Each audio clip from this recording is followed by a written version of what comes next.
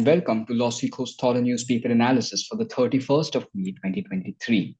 So today we have one editorial article which has been taken from the Indian Express and is titled Precedent on Government Contracts and the Views of Supreme Court on Article 299. Following that, we will be having the news update and the legal news for the next two segments.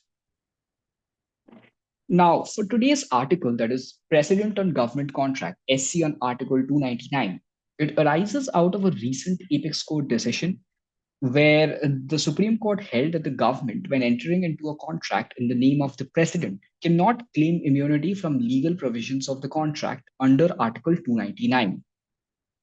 So before we move on as to what the case is or what happened, let's get a bird's eye view of what Article 299 is.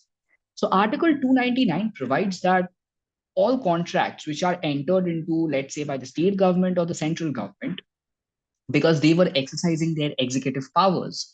So when any of these governments entered into such a contract while exercising their executive powers, they have to enter these contracts in the name of the governor if it is the state government, or by the name of the president if it is the central government. However, Article 299 subclause 2 stated that although the government does enter the contract in the name of the governor or the president, no personal liability will be attached to the president or the governor. So based on this, the government had claimed that they were relieved of any legal liabilities under Article 299. But the Supreme Court came forward and said that is not the case. So let's move on with what happened in the case and why such a contention arose in the first place. So Glock Asia Pacific had entered into contract with Ministry of Home Affairs to supply 31,756 pistols. Now, if you're unaware, Glock is one of the most well-known and really recommended pistols out there. For my rather computer game fans like CSGO and Call of Duty, you need no other introduction. So this company had been contacted by the Ministry of Home Affairs, and they too entered into a tender that Glock Asia Pacific would be supplying us with 31,756 pistols. So essentially, this is a tender dispute that had been rolled on to arbitration.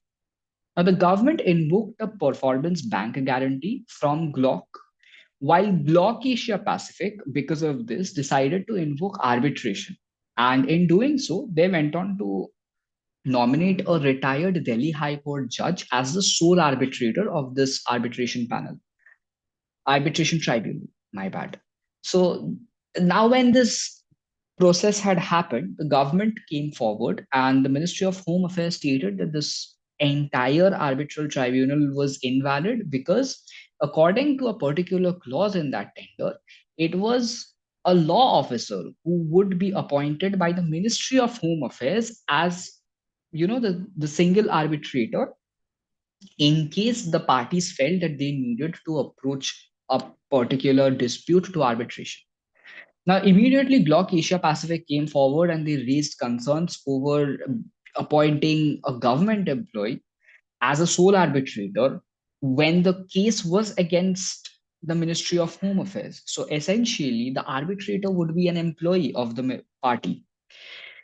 Now, why this is important? So although we have covered what Article 299 states and how it relieves the president or the governor of any personal liability, the main contention of this case arose with respect to Section 12, subsection 5 of the Arbitration and Conciliation Act of 1996, which prohibits arbitrators from having any relation with the party as laid down in the seventh schedule. And one of the criteria of the seventh schedule is that the arbitrator cannot be related to the party or cannot be an employee of the party, which is a case that is being,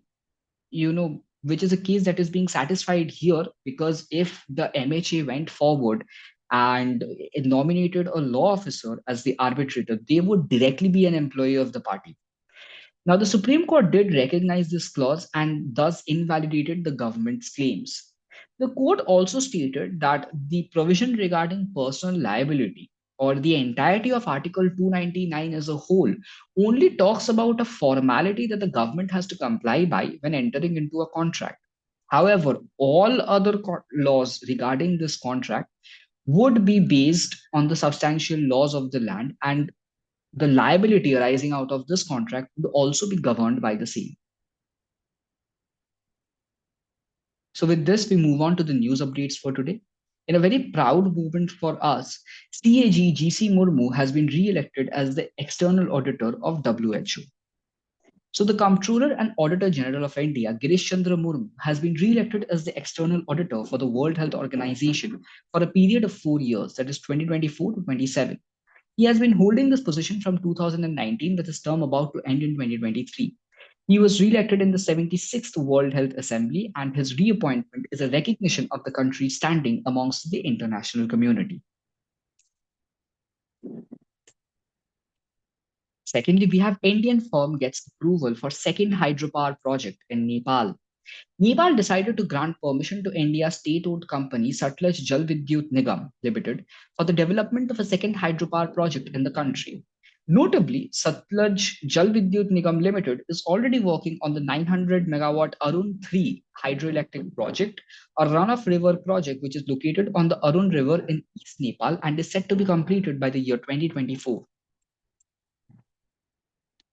Thirdly, Razorpay unveils India's fastest one-step payment solution, Turbo UPI. And this particular application, Turbo UPI, is set to make the entire process around 5 times as fast.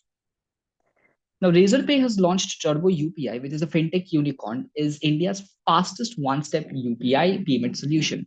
This new product allows customers of online merchants to make UPI payments directly without getting redirected to a third-party UPI app during checkout. Razorpay Turbo UPI aims to deliver a 5x faster payment experience, and it streamlines the payment processes and eliminates any redirection to external apps. This helps businesses achieve a significant increase in success rate of UPI payments by around 10%. Next up, we have Indian Navy's P-81 aircraft in Bahrain for Operation Compass Rose. Indian Navy's P-81 aircraft is in Bahrain to take part in the inaugural Operation Compass Rose being carried out by the Combined Maritime Force. The long-range maritime surveillance aircraft is based at the INS Hansa Naval Air Station near Dabolim, Goa. India decided to become an associate partner of the Combined Maritime Forces at the 2+2 ministerial discussions between India and the United States in April 2022. This action was aimed at improving cooperation on regional security in the Western Indian Ocean. Next up, we have Telangana achieves 100% coverage of PMJDY. Since the launch of Prime Minister Jan Dhan Yojana, Telangana state has achieved 100% household coverage of banking services, extending them to all sections of the people.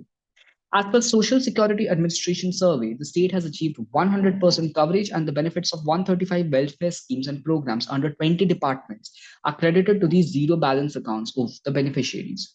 Over 61 lakh people have opened their Jan Dhan accounts in rural areas, whereas nearly 50 lakh people in urban areas have zero balance accounts.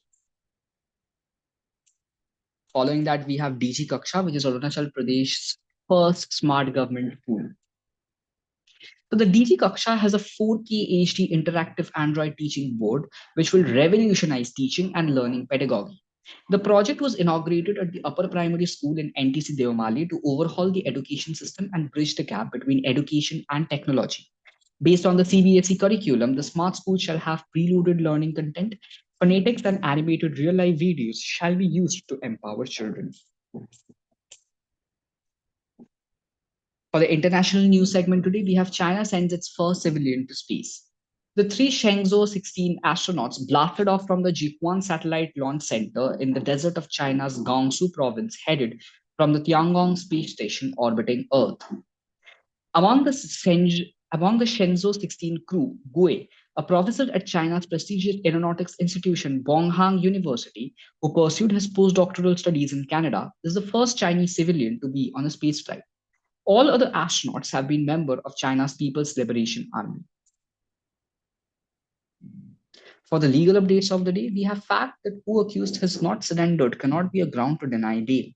Now, the apex court in the case of Sebil, Elanjimpally versus the state of Odisha has recently observed that an accused cannot be denied bail on the sole ground that the co-accused has not surrendered yet.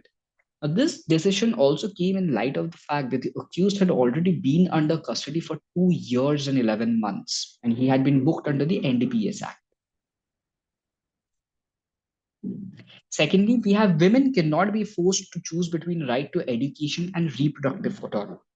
The Delhi High Court, in the case of Renuka versus the University Grants Commission and another, granted relief to a female candidate seeking relaxation for her attendance for completing Master of Education after having been denied maternity leave, while observing that a woman could not be made to choose between the right to education and her reproductive autonomy. The court further stated that the Constitution envisaged an egalitarian society where citizens could exercise their rights in the society as well as the state would allow the manifestation of their rights.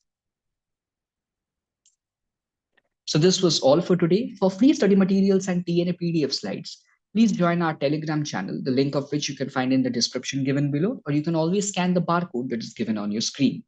Don't forget to subscribe us on YouTube and stay up to date with all the thorough newspaper analysis that comes out every day. Thank you.